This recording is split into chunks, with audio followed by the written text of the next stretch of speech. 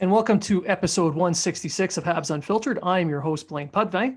I'm joined now by my co-hosts, Matt Smith. Good afternoon. And Treg Wilson. Hi. As a bilingual show, we will provide translations into French when requested. Steve Simmons, keep note. Yeah. Although, if you're listening to this, stop. Anyway, on to what this is. This is the preview episode for the Stanley Cup Final. The Canadiens, the Lightning, Habs swept in 2.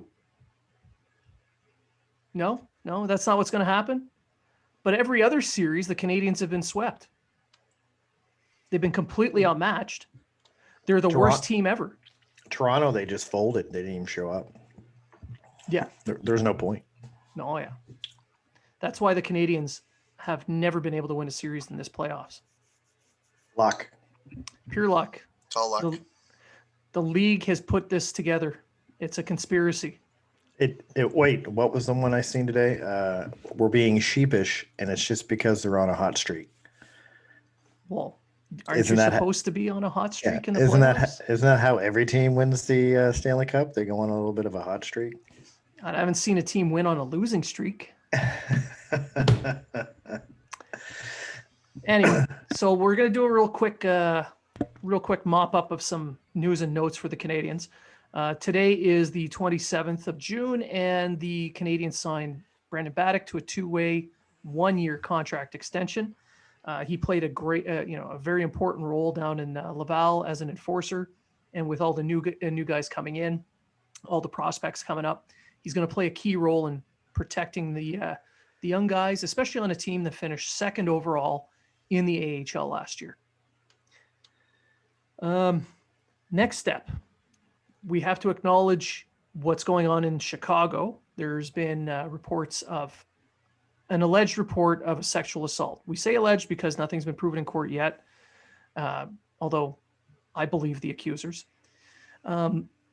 So a video coach for the Chicago Blackhawks in 2010 sexually assaulted 1 or 2 players. I'm not 100% sure. I'm not all up to speed on the story itself. I've read it a couple times, but it's not enough to say that I know the ins and outs of it.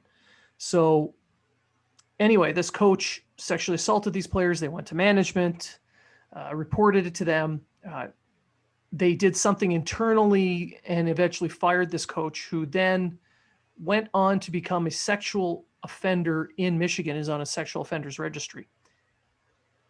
The rumors that Marc Bergevin knew about this or had knowledge previous or prior or during or was in meetings or knew about it after, that's been circulating. So Katie Strang in today's pre-Stanley Cup final press conference with Marc Bergevin brought it up. And good for her, because that's exactly what needs to happen. And Bergevin flat out said that he had no knowledge of what had happened prior to or during. He was not in any meetings. He has no direct knowledge. He provided a direct quote and denied everything. So at this point, we have to take him at his word. Clearly, there'll be more investigations done. And if something's found out, he'll suffer the consequences if he's lying. If he's not, let's just leave him alone for now. Yeah, judging from what I've seen of Bergevin and stuff like that, he doesn't seem like the type of player who would sit on something like that. Like, if he knew about it, I think he would say something or at least try to do something. Apparently, from the stories I've read, they went to a trusted trainer, I believe it was, that they knew of, who was an ex-police officer.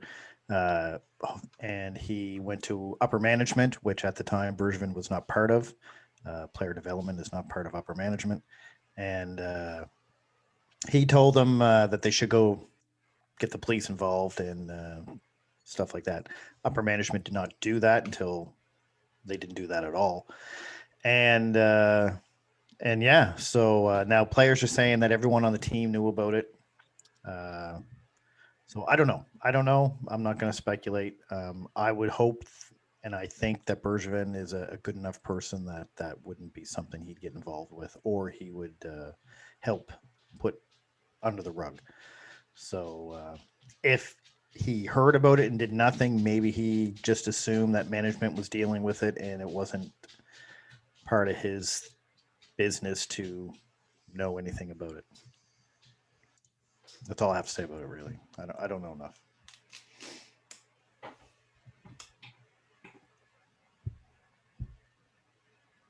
Nothing, Matt? I got nothing to pass on.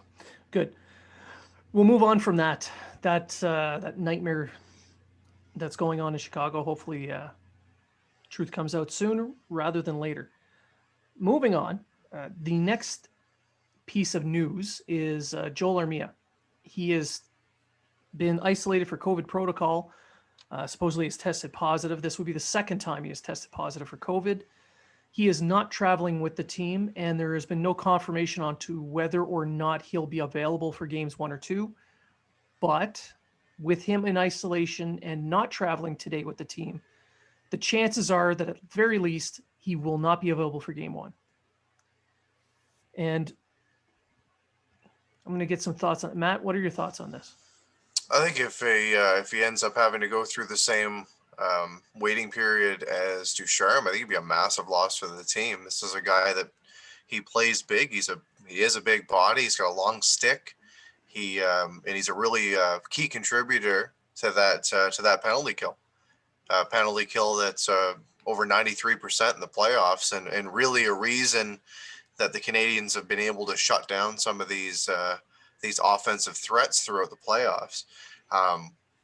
I know Evans was skating on that line with Stahl and with Perry, it would be nice to see him back in the lineup. But how recovered is he? How is he going to be put into the lineup?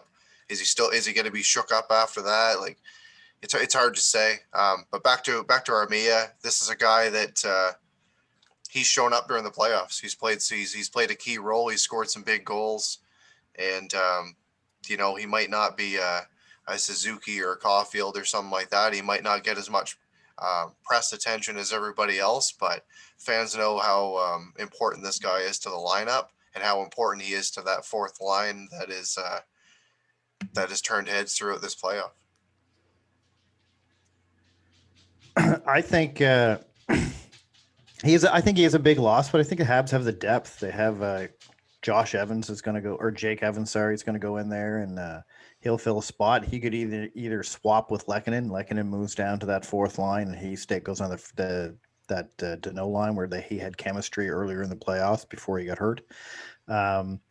The penalty kill will be hurt a bit, but again, Jake Evans can step into that role. He may not be as offensive as Armia was, and if maybe offensive what you're looking for, you have Tom Tatar sitting in there that could come in and maybe help provide that offense. He's not a very big offensive playoff guy, but he does have the skill and stuff like that.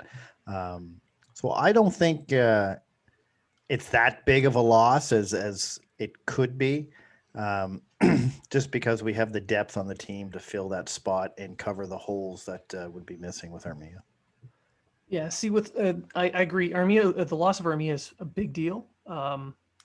Playing on that fourth line, that the identity of that fourth line has been a heavy game, a cycle game, and Armia plays a big role in that. With him out and Jake Evans into that role, he's not capable of playing in the same manner as as Armia does. There's so many Joels. So Armia plays a little bit more of a physical style. He's not throwing the hits, but he's taking the punishment, and he can protect the puck that way. Evans, he's a bit smaller. he has a harder time with that. But you're right, on the penalty kill, Evans will provide some good relief there. But again, Armia is one of those guys that you rely on heavily in the penalty kill. You could bring in Tatar instead of Evans if you're unsure of Evans's physical ability from his injury, that is. If he's not 100%. Tatar can play defensively. He has a little bit of that offense to his game. being a guy who led the team in points for a couple straight years. So you have that option, but it doesn't give the same feel on that line that made it effective in the first 3 rounds. So there's going to have to be some adjustments, and we're going to get into those a little bit here through the show. We'll start from the net out. So we'll do little comparisons, and we'll kind of do our little chat about what we're expecting in this series. So Tampa Bay, clearly the best team the Canadians have faced in the playoffs, bar none, hands down. The defending Cup champions, that blows Toronto out of the water. Vegas, as good as they were, Tampa's better. So we'll start at the in net. Price versus Vasilevsky. I think this is going to be a key matchup in this series. Treg, what do you think? I think it's a bit of a wash, really. Both Vasilevsky and Price are playing excellent hockey here in the playoffs. I think it's going to come down to who wants it more, and I think Price wants it more, of course, because he's getting older, and who knows when he's going to get back here. But both of them are Vezina Trophy winning goalies. They're both top of the league when they're on their game, and they both can change a game. They both can. So I think it's just about even. I think it's even, but I think if you take the stats and everything off the ice, like, and you go into the heart and the mind and stuff, I think Price is going to be hungrier for the wins than Vasilevsky is. Matt? I'll bring up stats just because how I am with that kind of stuff, and I love advanced stats. So Andrei Vasilevsky, I'll start with him. So far, he's played 18 games in the playoffs with a .936 save percentage and a 1.99 goals against and 4 shutouts. So pretty solid numbers. So pedestrian. Yeah, oh my God, just lucky. Just lucky. Right, pretty solid numbers. Then you look at Carey Price. He's played 17 games, got a .934 save, 2.02 goals against, and 1 shutout. As Treg said, it's very much looking like goaltending is going to be a big factor, but it could very well be a wash, and it's going to come down to mistakes that are made. I think that Carey Price does have a lot. We know that he's got a lot of heart, and as Treg alluded to, who knows the next time the Canadians are going to be in this situation. So I think he's going to play his ass off, and he's going to make the team proud. Yeah, I agree. I think the focus is definitely going to be there for Price. He missed quite a bit of time in the regular season, so fatigue is not going to be a factor for him. It hasn't been in the playoffs thus far. But on Vasilevsky's side, I've watched a lot of Tampa Bay games in the playoffs, and while he's had some stellar games where he has just looked amazing, he's had some where he has been pedestrian, and his team has bailed him out. And the Canadians are going to have to hope that they get that Vasilevsky a couple of times in this series, because if they can, and they've got a history of being able to get to him in the past, they've been able to do it in the past, so they'll need to do that in this series to have a chance to win that matchup.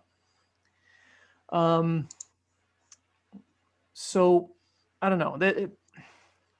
I'll give the edge on goaltending to the Canadians in here, and for the same reasons as Treg mentioned, I think it comes down to just sheer desire, because Vasilevsky's got his ring. He's still young. He's on a cup contending team. Price, he's nearing the end he's in the twilight years, and I think he sees this as his one chance to really get one. And not to mention a legacy factor. If he wins a Stanley Cup in Montreal, well, we're talking a guy who's already going to the Hall of Fame. Maybe his number goes in the rafters too. So there's that. I think there's all of that in the background. And we're going to move on from there a little bit. Treg has stepped out for a couple of minutes, so it's just going to be me and Matt. Another thing I'll say about Price, if the Canadians come out of this series, Price is the Conn Smythe Trophy winner. 100%. 100%. There's no other name that could possibly be given.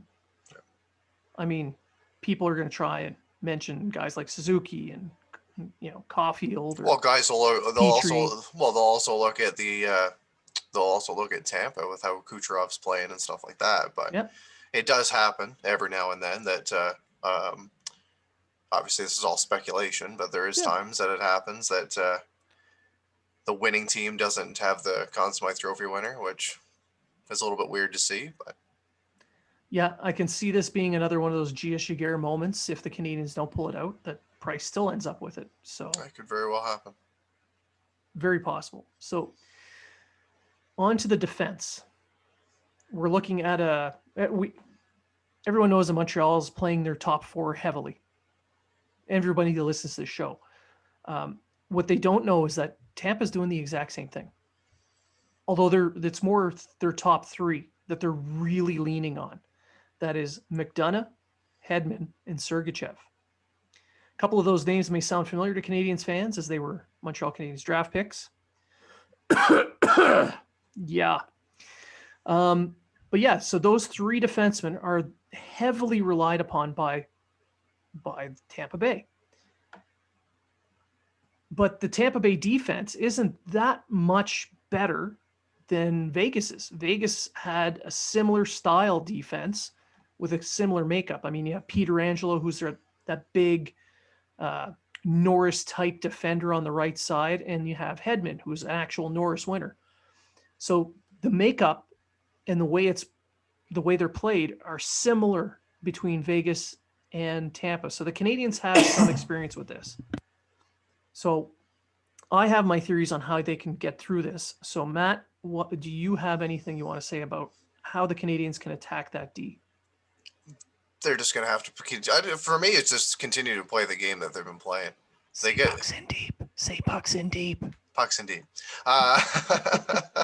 They just need to continue playing the way that they're playing and really be that physical team that's played against every other defense. I know Toronto, and Toronto's not the best defensive team. Winnipeg's not the best defensive team, and Vegas was really their top test. And even though Vegas scored the majority of their goals from their defense, the Canadians still made it. They made it difficult on them, and I think that's what they need to do in terms of a comparison. Tampa's got some very good defensemen. Like when you've got Victor Hedman on your team, you're doing very well. But you go up and down the lineup, and what I think is going to end up being key is the 5-6. Montreal doesn't really have that right now. They rely a lot on their top four, and yes, Tampa does rely a lot on their top four. But you look at the guys that are playing a little bit lower in the minutes. You're looking at a guy like David Savard. David Savard isn't a slouch at all. And I would 100% take David Savard any day over a guy like Gustafsson to be able to eat up some minutes. He can kill penalties. He can this, he can that. The defense that they have, they don't have one guy that's just a role player. He doesn't come out just for the power play. So that's something that I'm going to be watching during the series. But if the Canadians top four, if they continue to play the way that they're playing, and they get a little bit of contribution from a guy like Merrill, it could be one of those other things. It could be a non-story during this series, and both defense cores might just beat the hell out of the other team's forward group throughout the series. What about you, Treg? What do you think? I think Tampa may have the little edge on Montreal, offensively at least. Defensively, though, I think Montreal's big four has proven time and time again through these playoffs that they're shutting everyone down that comes near them. They're clearing the net for Price. They struggled a little bit against Las Vegas in the first couple of games, but once they figured it out, they got them out of there. If Montreal keeps playing the game they've been playing all around, I don't think they're going to have that much of an issue with the Tampa defense. I think Tampa has more depth on their defense. Like, I agree with Matt. I think their 5th, 6th guys are a hell of a lot better than our 5th, 6th guys. They could actually be our 3-4 guys, to be honest. It's Sergachev and Savard could be the 3-4 guys on our team. But I just see them the same but different. I see Tampa's defense better offensively, our defense better defensively, and I think it's again it's so evenly matched. I don't see a you know, like Matt said, you got Victor Hedman on one side and a hurt Shea Weber on the other, so and a hurt Jeff Petrie and probably a hurt everybody else. So, Well, at this point in the playoffs, just about everybody's everyone's got an hurt, injury but, or they're hurting in some way. So, but if we're going defense, I'll give a little bit of an edge to Tampa Bay. yeah, So yeah, I would give the edge to Tampa based on that 3-4 or not 3-4, the 5-6 for sure. yeah, for I mean, sure. they got Jan Ruda and Eric Cernak, Yeah, David Savard. I mean, you want John Merrill and Gustafsson, or do you want those guys? Come on. and I mean Be honest. Montreal, they're going to have to use their speed, and the defense is going to have to be a bigger factor in their offense in order for them to get by that defense. That's how I think they're going to solve it. Well, Tampa's play defensively is not that dissimilar from Vegas's play. So the Canadiens' game plan shouldn't have to change all that much. The Islanders provided a very good blueprint on how to get to Tampa's defenders. They just have to do what Montreal has been doing, and that's hitting the blue line with some speed, going a little east-west every now and then. If you don't have a play, chip it in. Just chip it in. You don't want to give up a puck on the blue line to that defense because they were going to turn that right around and transition that game. Defensively for the Canadiens, it's the same thing. You stand them up at the blue line. So, yeah, I would give the edge on defense to Tampa Bay. Now, the forward group, the Canadiens have faced some of the best players in the NHL throughout these playoffs. Some top forwards, and they've been shut down. They're going to have to do it again with you got Braden Point, Nikita Kucherov, and Andre Palat on the top line for Tampa, and they are rolling. That is Danault's bread and butter. He's going to have to match up on that line. He's going to have to find a way of shutting down Braden Point. The Islanders couldn't get it done, but they have Pajot. They don't have Danault. So that's going to be a very big factor in this series. You go down their lineup a little bit, and I don't see, like in their top six, I mean, they got Alex Killorn there who could probably battle a little bit to get to the front of the net. But for the most part, I don't see a big problem for Montreal's defense in boxing out the front of the net. It's when you get into their bottom six, when you got guys like Blake Coleman and Patrick Maroon crashing the net, that's going to be a bit of a heavier job. And if you get a matchup with Patrick Maroon versus Gustafsson, yeah, he's going to be in front of the net. No doubt about it. So that's something you got to watch for. This is where I think possibly Romanov should start to be looked at as an option because he can actually battle physically with these guys. Treg, what do you think? Offensively, I think Tampa Bay's head and shoulders above Montreal. Head and shoulders. Their top six is just elite. However, I think you make a good point. I think Montreal's defense is not going to have a hard time boxing these guys out. No one's really – there's no Alex Tuck. There's no Pierre Dubois, who's a big boy that can fight. There's no I'm trying to think of Toronto players, but there's not too many that they couldn't box out there. So okay, let's look at it that way. They're made up a lot like Toronto, a lot of offense, a lot of high scoring, but no real strength to play in the middle, play in the slot, and get to the slot.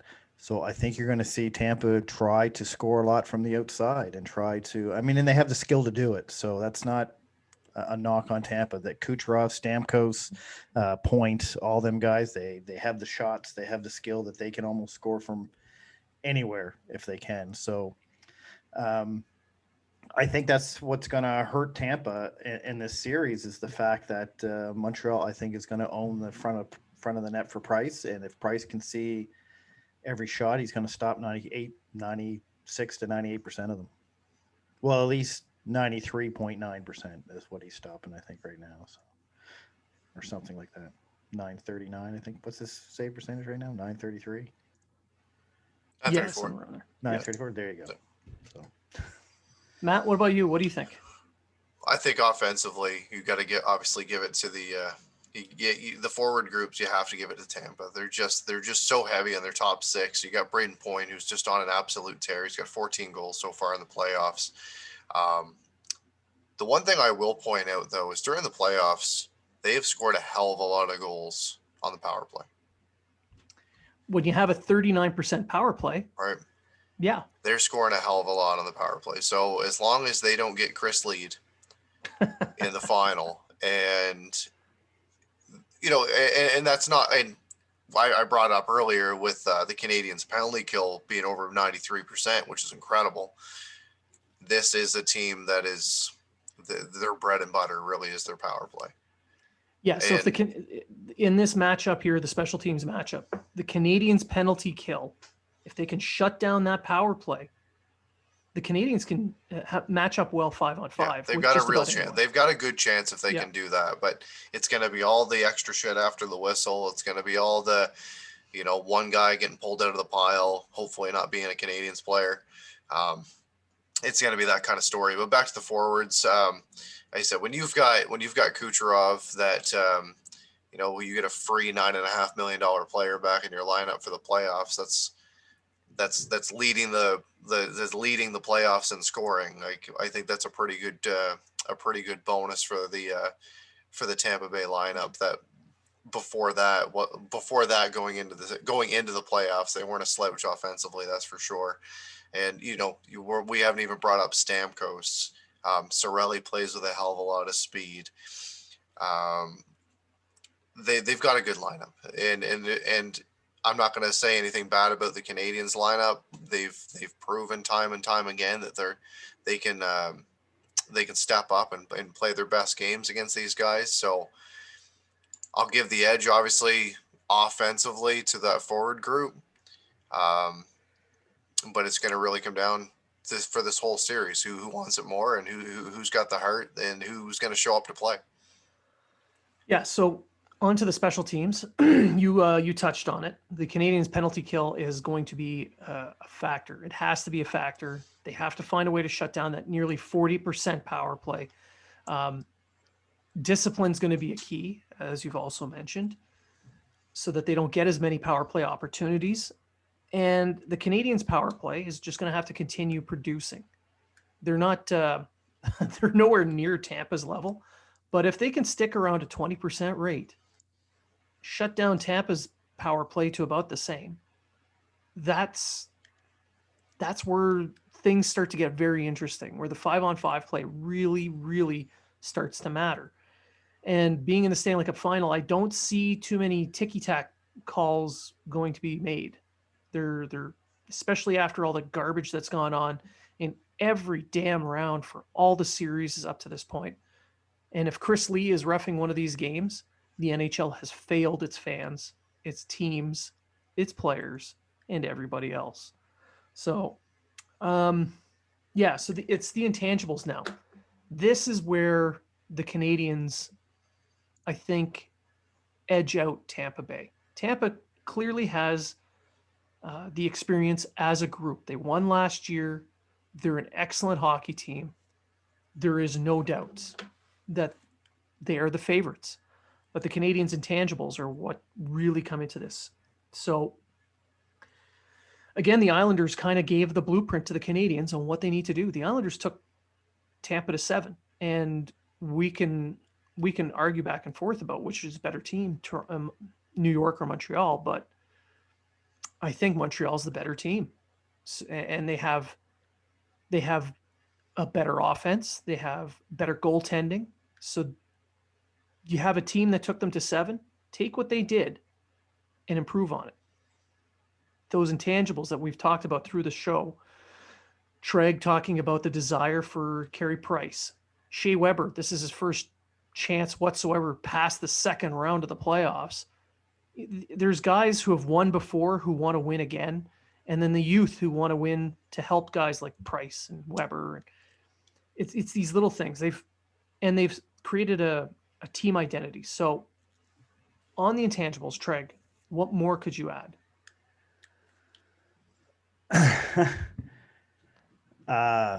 I think Montreal this year just have the heart and determination. I just read a thing there on Twitter about Suzuki saying that the big stat the team's tracking that on the team that everyone wants to be ahead of is the defensive stats. And it's just this team is gelling so well. Everyone wants to be a part of it. You have Thomas Tatar sitting in the press box, and he was happier than pig and shit when he came after they won the Eastern Conference Finals. He was hugging everyone. Him and Bergevin hug him. I mean, everyone knows their role. Everyone knows what they need to do, and everyone's part of the game plan. Everyone has the playbook, and they're following it to a T. And I mean, if you can get this far with Gustafsson as one of your top 6 defensemen, I mean, let's be honest. He's there for the power play and the power play only, and to give Weber the top 4 30-second rest here and there. So, I mean, the team from head to toe, I think the team is better coached, even though we're on our interim coach. Temporary interim. Nothing, and I'm not taking away from Cooper. I'm just not taking away from Cooper. But when you know you have good coaching, when everyone is in the system, when everyone's heads are in the system, when everyone buys into what they're selling, and not just buys into it, but they're actually executing it on the ice. And that's to me, that's the biggest difference in what's I think is going to propel Montreal to their 25th Stanley Cup. Matt? So I'll agree with everything that he just said, and then I'll Awesome. Good show. And then I'll throw in Bergevin's red suit. Fair. And because we have that, and hopefully that comes out quite a bit during, and they can continue that hot streak when he's. I only want to see it once. If he pulls it out once, that's a good sign. And I'd like to see. I like to see more fans in attendance. I think that would be. I think that's a big thing. And John Cooper even brought it up during his press conference when Tampa beat out the Islanders, and he even said, like, they deserve it just as much as we do. Their fans, to see their team play. They've waited a long time for it. They would like to see it, and I think both fan bases would like to see it. I know I would. I'd love to see, even 10,000 people in the arena in Quebec, in Montreal, but it's hard to say. We don't know what's going to happen as of right now. They haven't really come out and said anything. It'd be awesome to see. But yeah, it could definitely be one of those things. It's,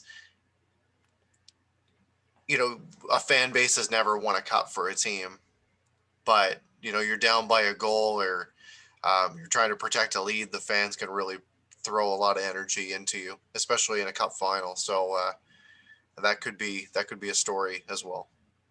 I mean, if you look at the outside of the Bell Center, yeah, that's true. All those people in sardine can, basically. Yes, yeah. I get it's outside, but I'm pretty sure you can let 21,000 people inside. Yeah. At the very least 10. Sure. Because the Bell Center was rocking with 3,500 people. It felt like way more. I mean, the fans were going nuts. It was a carnival, and I mean, it didn't hurt that it was Saint Jean Baptiste when they clinched. So it kind of added to the atmosphere a little bit, but yeah, you add another 4,000 or 5,000 people to that, and holy crap! No, but if they're so worried about this whole social distancing stuff that and case numbers and everything like that, they wouldn't be allowing that tight knit of a fan base or groups of people outside the Bell Center. They wouldn't even allow that. Quebec today was under 90 cases. Oh, there you go. Yeah, so think about that almost for a minute. there. Think about that for a minute. There. Yeah. They were 4,000 a month ago. Yeah. 90 cases today. Well, it makes a difference because their vaccination rate is extremely high now. Mm. It's almost at the, I think it's above the federally mandated 75% for reopening. So we're almost there. There's a little bit more to go with this pandemic to get past, but we're almost there. And Quebec is doing really well. So hopefully we can see more. That's an intangible that I think can make a difference because it looks like the ghosts of the Forum have finally found their damn way over to the Bell Center. Absolutely. I mean, it's only like 5 or 6 blocks, but Jesus. Well, listen, Patrick Waugh packed them in a suitcase when he left for Colorado. That's true. Him and Tremblay made up, coincidentally, the day after Montreal lost 4-0 to Toronto. And since then, Been on a run. Montreal's only lost 2 hockey games. So, as an intangible, to stick to the topic of this part of the show, what they should do is bring Roy and Tremblay, put them at center ice, and they hug just once, just a bro hug, real quick, and that should add a little bit. It would have to be an elbow pump. Because No, full bro hug. They're vaccinated. Keep the masks on. Full bro hug. I think we do that. Yeah, let's do that. Let's do that. They can do a skip the dishes commercial out of it. Just go for it. But yeah, I mean, the Islanders played that hard-nosed style that the Canadians have been doing, and Tampa likes to play a little bit more loosey-goosey. They like that. They like the speed game. I keep looking back at the series that the Canadians have already played in, the 3 that they've already played in, and they've played teams with a little bit of everything that Tampa has. So that, you take a little bit of Toronto's high-powered offense. You take a little bit of Vegas's defense. I'd say Winnipeg's, I mean, there's not much Winnipeg gave in that series. They kind of rolled over. I mean, Scheifele being out of it's not a thing. Winnipeg was they were flat. So you take a little bit of Vegas, a little bit of Toronto, and there you have Tampa Bay. And the Islanders have a blueprint. I've mentioned it several times already. And the Canadians have played teams like this. So they have the experience. They know what they need to do to win. So let's just finish off the show here with predictions. Just like we did prior to the Vegas series, we're going to start with Matt. Well, I did so well with my prediction in the last series, saying Habs in 6. I'll stick to that. I'll say Habs in 6. I haven't shied away from the Canadians winning a series yet. They're in the final. I'm obviously going to stick with my team. What was your call against Toronto? I think I said 5. Yeah. Habs in 5, right? Yeah. Yeah. Okay. But I still picked them. Still picked them. Treg, what about you? Habs in 6. Habs in 6. So we're recording. It's the 27th of June. I was on an episode of Au Balotage, and I was asked my prediction. So I gave it there. First play, an exclusive, the first prediction that I've given for this series. And it's the same as you guys. It's the Habs in 6. They have, the longer this series goes, the better it is for the Canadians because they're wearing them down. Kucherov's playing hurt. You throw a good hard body check. Edmondson, Petrie, Weber, all these guys, Sherratt, they're going to be crunching these guys on the boards. Kucherov is going to, you get him in the right spot, he'll crumble. I'm not saying take him out, but I'm saying a good clean hit could make the difference in this series. And the longer it goes, the more chances that happens. Yeah, this is the time of the year where the name on the back of the jersey does not matter. You're going through that player, and and I talk about that all throughout the season. But when there's playoffs, that obviously gets amped up. Well, you're looking at the last 4 wins to a Stanley Cup ring. I mean, you get your name engraved on this trophy. You're immortalized forever. And the players that get to this point, that is what they're looking at. You guys have talked about how everyone's bought into the game plan, their roles, and this is why. They all want that trophy. Both teams. I know Tampa won it last year, but Christ, you get this far, you want to win it. And that's why these games are the hardest to win. And that's why the longer the series goes, the more it'll tip in the Canadiens' favor, in my opinion. So final thoughts. Matt, final thoughts? I got nothing else against the series. I do want to give a shout out to my cousin Preston. He was drafted. He was drafted by the Moncton Wildcats during the Quebec Major Junior League draft. He's a local kid from the Moncton area. Played his whole hockey career so far in the Moncton area and surrounding area. So his dad Corey is ecstatic. The family's ecstatic, and hopefully he continues to put in the hard work and makes the roster. And I'll be able to see him play for the Wildcats. Can't wait to have him come to Halifax so we can boo him. Absolutely. Trey, what about you? No, I don't have much. If anyone's wondering, my dog's foot's healing up just fine. She gets her bandage off on Monday, and so she'll be back to normal with just one less toe. I saw Tina put the cone on her. Yeah. So she took that off of you, put it on the dog? Yes, basically. Yeah. Basically what happened is her first bandage came off we don't know how. So we put the cone on, took her back to the vet, get a new bandage put on her, but she's pretty good. As long as she's doing better now, that's the important part. Yep. The only final thoughts I'm going to provide are our sponsors. Built Bar. Go to builtbar.com and use promo code unfiltered20. Save yourself 10% off your purchase. Builtbar.com. Built Bar provides some of the best tasting protein bars out there. You go online, order, they deliver to your house. Right now, if you order right now until I believe the 30th, you can get a cooler with purchase. So that's 10% off with Unfiltered 20. East Coast Lifestyle. We've provided a special until the 30th. I'm going to bring up our new promo code for this 30% off from East Coast Lifestyle. It's a pre-generated one from East Coast, so bear with me. It was shared on our Habs Unfiltered Twitter account and on Instagram. So if you want it, you got to go on to those accounts. If you want 20% off, just use Unfiltered. Just use Unfiltered 20, gets you 20% off. And finally, SeatGiant.ca. If you're looking at buying tickets in Tampa Bay, in Montreal, concerts, hockey games, whatever, go to SeatGiant. Use promo code Unfiltered20 and save 35% off your fees at purchase. And I want to thank everyone for listening. We've done extremely well recently. We've hit records for one-day listens.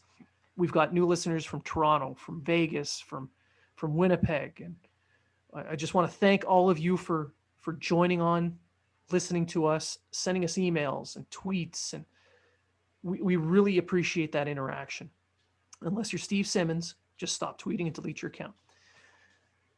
Je vais dire ça en français. Arrête. Ferme ta gueule. If you need translations, it's provided. So that's it for the show. Canadians are in the Stanley Cup final. You can be as salty as you want. It doesn't matter. They're here. Deal with it. And remember, if you were talking about it, so are we.